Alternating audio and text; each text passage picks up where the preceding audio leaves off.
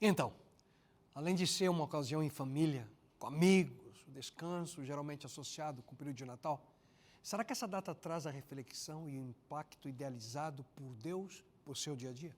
Em outras palavras, que diferença o Natal faz para você? Hoje nós veremos que a primeira vinda de Jesus Cristo faz toda a diferença do mundo se você o aceitar.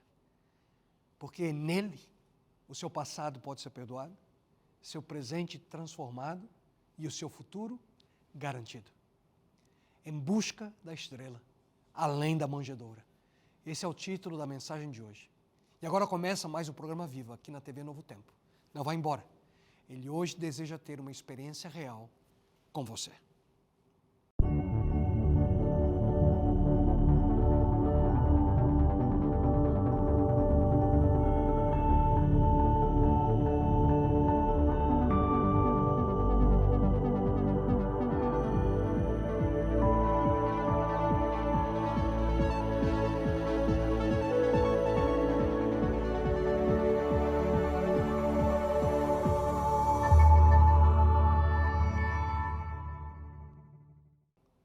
Olá, fico muito feliz pela sua decisão de passar esses próximos minutinhos junto a nós. Obrigado pelo seu carinho, pela sua atenção e companhia. Em busca da estrela. Esse é o título da atual série de mensagens que estamos desenvolvendo nas últimas semanas. Em mais uns poucos dias, o mundo inteiro vai parar pelo Natal. As lojas vão estar fechadas, os bancos vão estar fechados, as repartições públicas estarão fechadas. Não é incrível a gente perceber que um evento que aconteceu há mais de 2000 anos tem ainda um profundo impacto na sua e na minha vida? Em mais alguns dias, nós vamos preencher os nossos cheques, os poucos que a gente ainda assina, com uma nova data, 2024. 2024 anos após a vinda de Jesus Cristo. Extraordinário isso, não? Mas aparentemente Jesus Cristo não é mais a verdadeira razão do Natal. Uma pesquisa online com o objetivo de obter mais informações sobre a relação entre o Natal e o consumo recebeu respostas de quase 1.200 pessoas. O resultado? Quando questionados sobre a primeira coisa que vem à mente quando se fala em Natal, 4 em cada 10 entrevistados, 40% citaram presentes ou Papai Noel. Enquanto o motivo original da data, o nascimento de Jesus, apareceu em 4º lugar nas menções.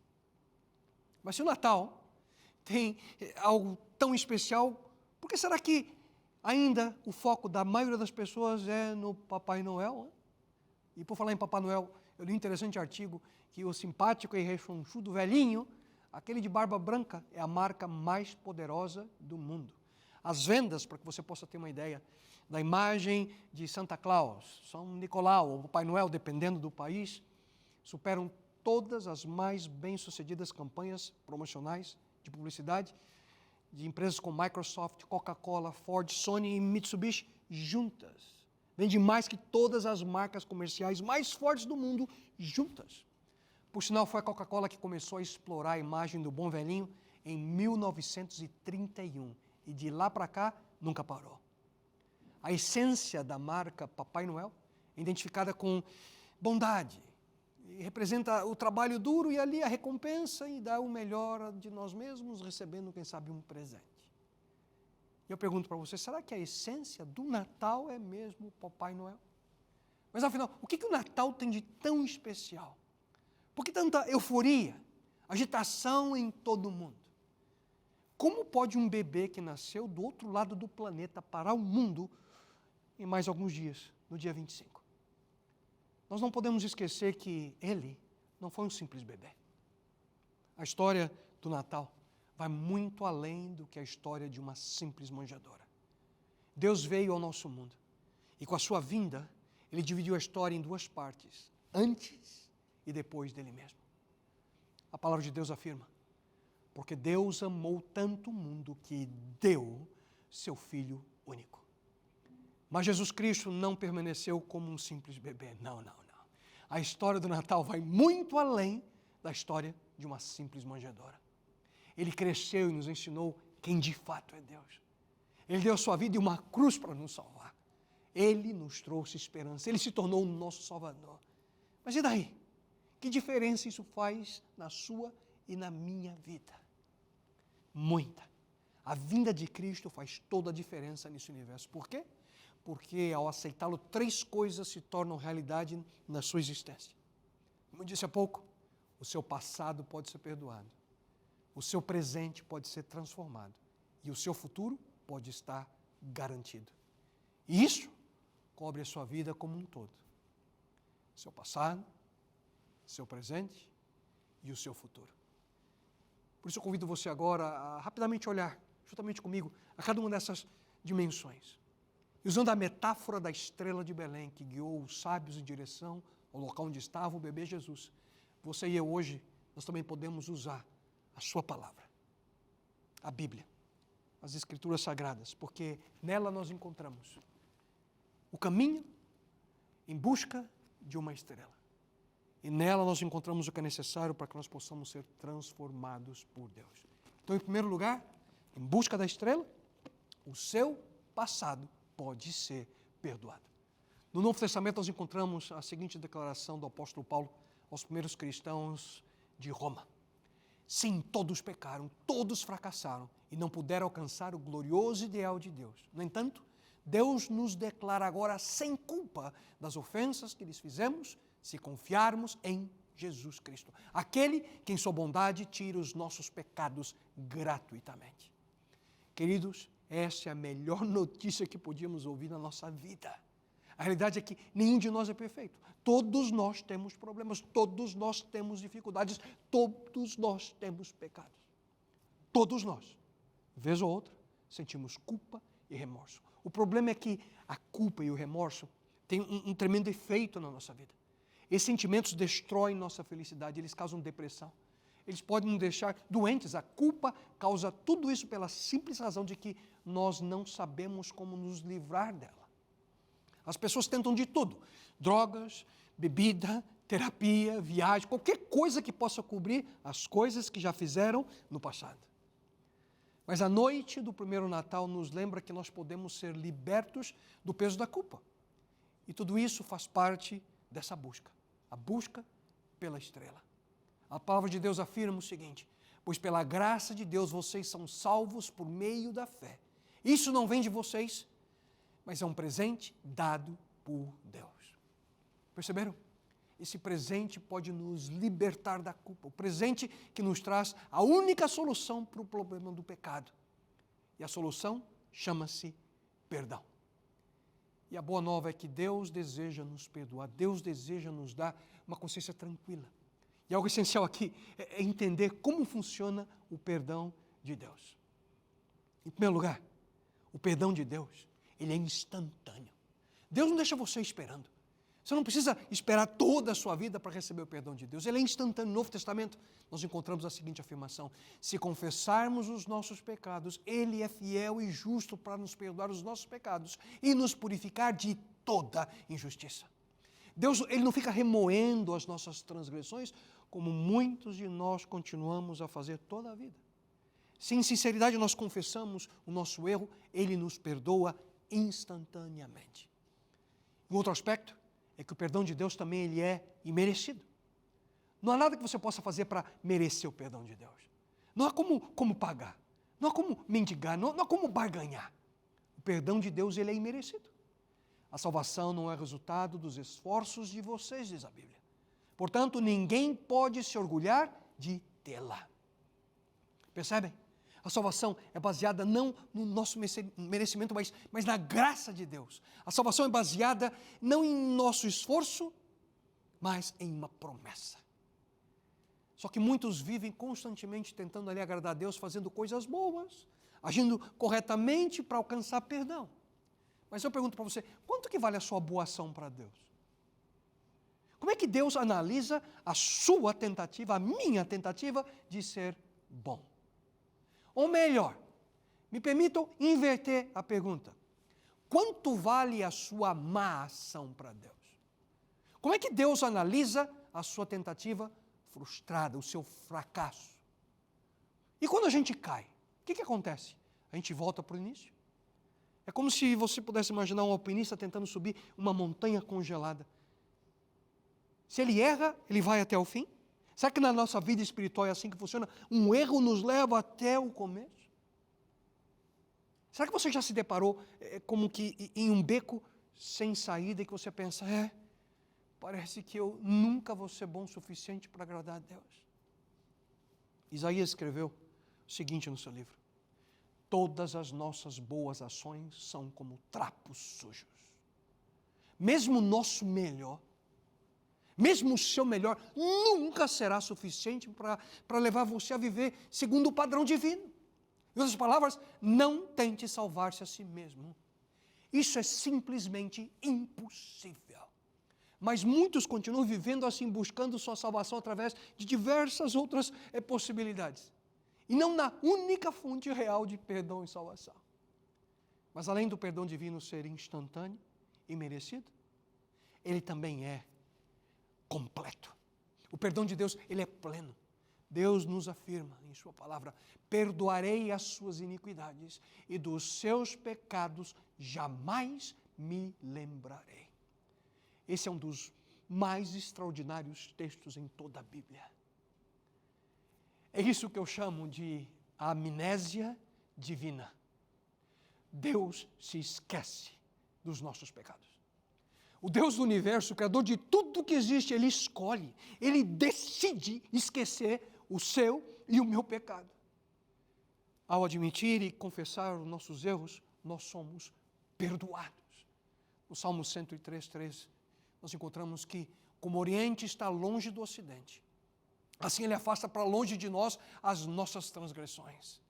E como a distância do leste para o oeste não tem fim, assim também é o perdão de Deus. Em outras palavras, como bem traduz a Bíblia Viva, o mesmo texto, Ele perdoa todos os meus pecados. Nós precisamos não apenas entender, mas principalmente aceitar o perdão de Deus na nossa vida. E aqui algo é muito importante. Se Deus já se esqueceu, por que você continua lembrando? O que Ele esquece, você também pode esquecer. O problema é que muitas pessoas, mesmo após ali terem pedido perdão a Deus, não se perdoam. Reconhecem a sua culpa, pedem perdão a Deus, mas não se perdoam. E com isso, vivem presos ao passado. E, portanto, não conseguem ali ter seus olhos focados no presente e muito menos no futuro. Querido amigo, querida amiga, pare de viver como um escravo da sua própria mente. Ouça o conselho que o próprio Deus dá. Esqueçam o que se foi. Não vivam no passado. Ele está dizendo, pare de olhar para o passado. Não foque sua atenção naquilo que você não pode mudar. Eu já o perdoei. Perdoe-se a si mesmo. Só que muitos vivem na dúvida se Deus realmente os perdoou.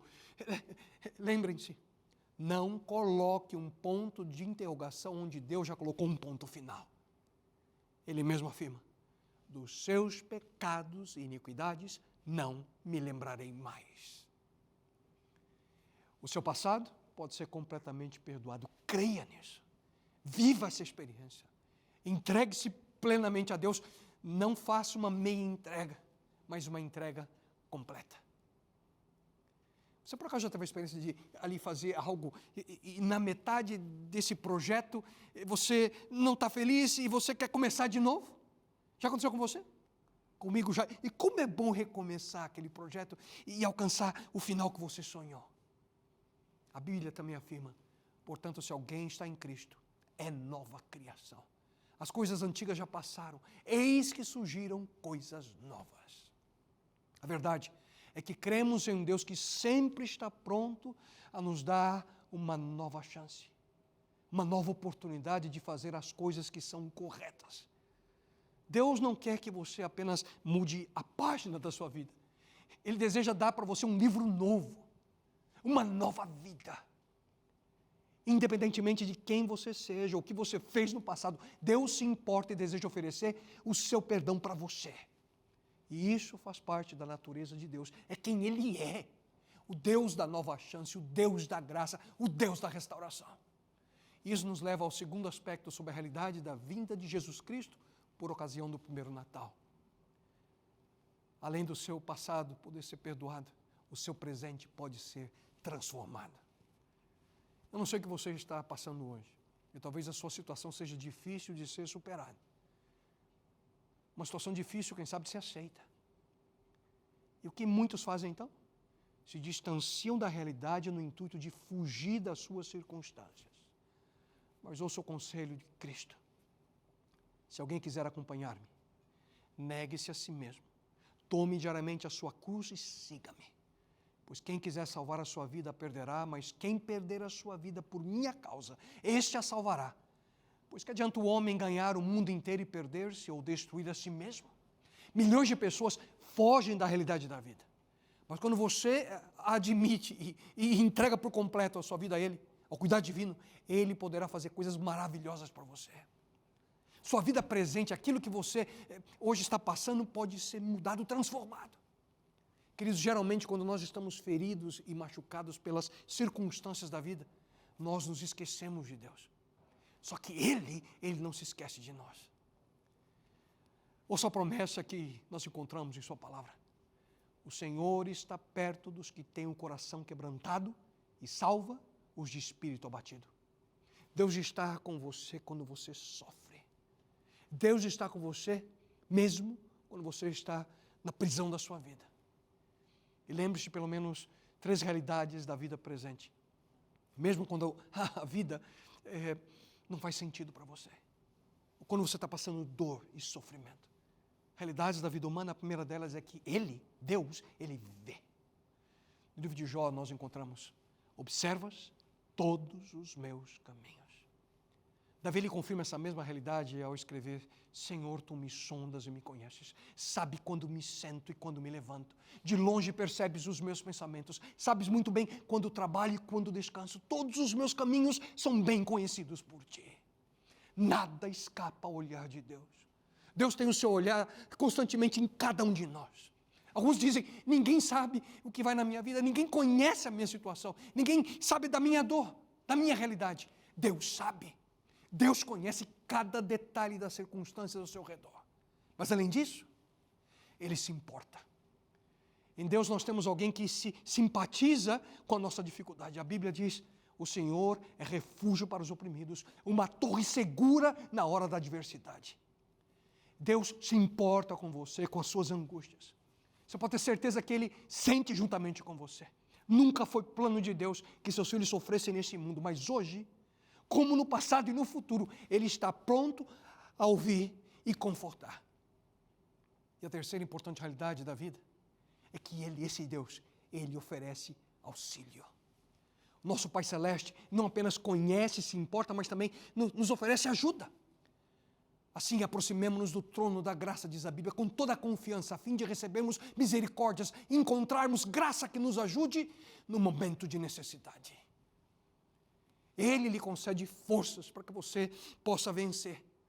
E se você desejar, para que você possa passar por esses momentos de dor e tristeza, com Ele ao seu lado, Davi afirma: Deus é o nosso refúgio e fortaleza, socorro bem presente nas tribulações. Portanto, não há nada a temer. Paulo ele afirmou: com a força que Cristo me dá, posso enfrentar qualquer situação. Nós não sabemos o que os próximos anos têm reservado para nós. Mas tenha uma certeza, você pode ser um vencedor. Eu gosto sempre de dizer que leve um dia de cada vez e cada dia com Jesus Cristo. O apóstolo Paulo lhe afirma: se Ele nos deu o seu Filho, será que não nos dará também todas as coisas? Isso é extraordinário, maravilhoso. Quando você entrega a sua vida por completo a Deus, Ele cuida de todas as suas necessidades. E se Ele supre todas as coisas, do que mais você precisa? Nada. Ele é a força para superar qualquer dificuldade que você possa estar enfrentando nesse exato momento. Ele pode mudar qualquer situação. Em Cristo, portanto, seu passado pode ser perdoado, seu presente pode ser transformado e, finalmente, seu futuro pode estar garantido. E aqui nós encontramos outra razão para a noite do primeiro Natal. Ouçam com atenção. O próprio Jesus se tornou igual a nós, para libertar os que foram escravos, toda a vida por causa do medo da morte.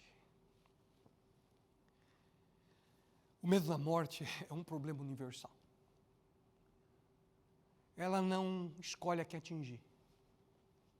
E aqui não importa se você é rico ou pobre, educado ou ignorante, branco ou negro, indígena, não. Todos nós. Se Deus não intervir na história humana, todos nós teremos que um dia encarar a morte. O medo da morte.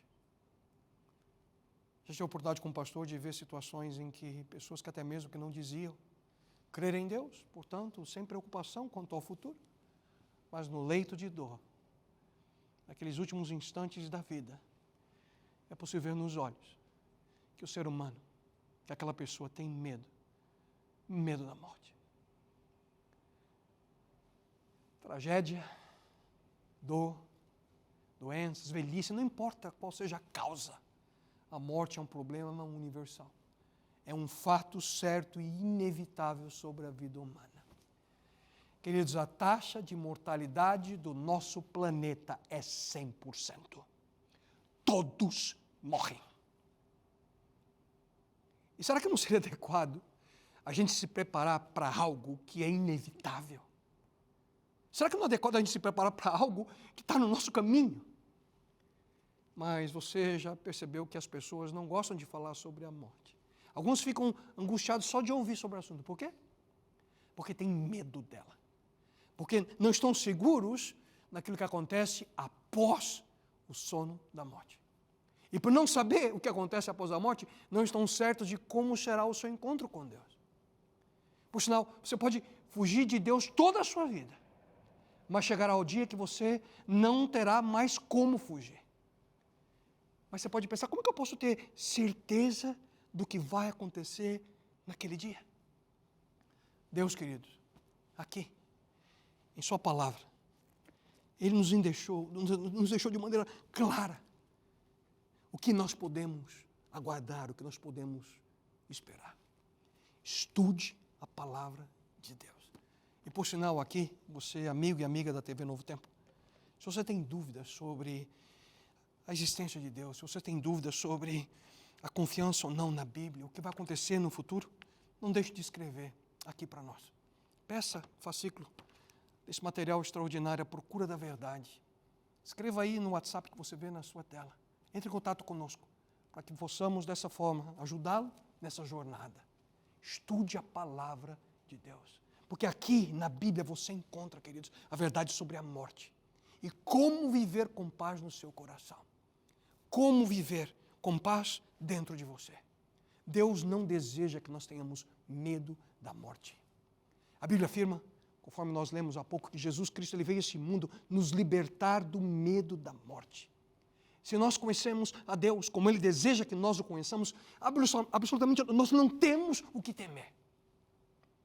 Para aquele que confia em Deus, a morte é apenas um período de descanso, até o grande momento em que Jesus Cristo cumprirá sua grandiosa promessa. A Bíblia afirma, não queremos que vocês sejam ignorantes quanto aos que dormem, para que não se entristeçam como os outros que não têm esperança. Se cremos que Jesus morreu e ressurgiu, cremos também que Deus trará mediante Jesus e com Ele aqueles que nele dormiram.